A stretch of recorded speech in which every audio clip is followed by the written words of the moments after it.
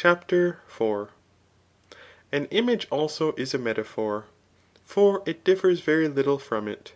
For when Homer says of Achilles, He like a lion rushed, it is an image ; but when he says, the lion rushed, it is a metaphor ; for because both are brave, he calls Achilles metaphorically a lion.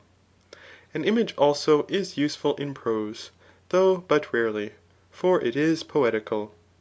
Images, however, are to be introduced in the same manner as metaphors ; for they are metaphors, differing in the way we have already mentioned. But images are for instance such as what Androtion said on Idrieus, That he resembled whelps freed from their chains ;" for they bite any one that falls in their way, and Idrieus when freed from his bonds was morose.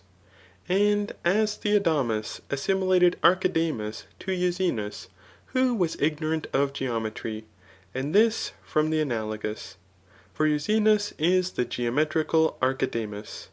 Another instance of similitude is from the 5th book of the Republic of Plato, That those who in battle plunder the bodies of the dead are similar to whelps who bite stones, but do not touch those who throw them. And in the 6th book it is said of the people, That they resemble a strong, but deaf pilot.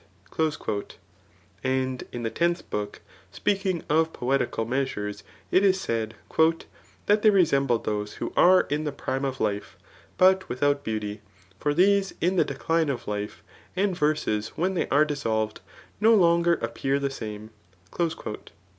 Another instance is that of Pericles on the Samians, That they resembled children who take their food crying.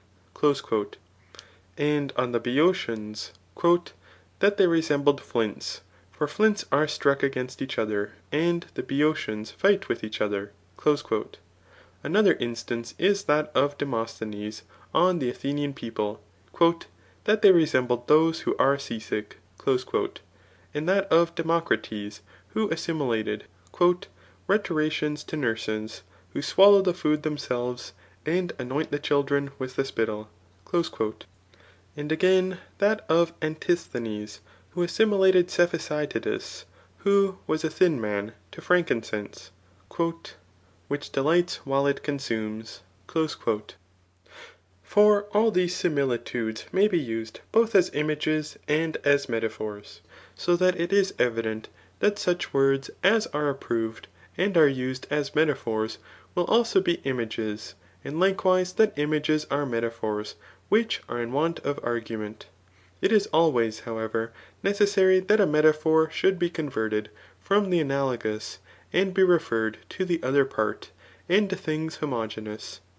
Thus if a cup may from analogy be called the shield of Bacchus, a shield also may appropriately be said to be the cup of Mars.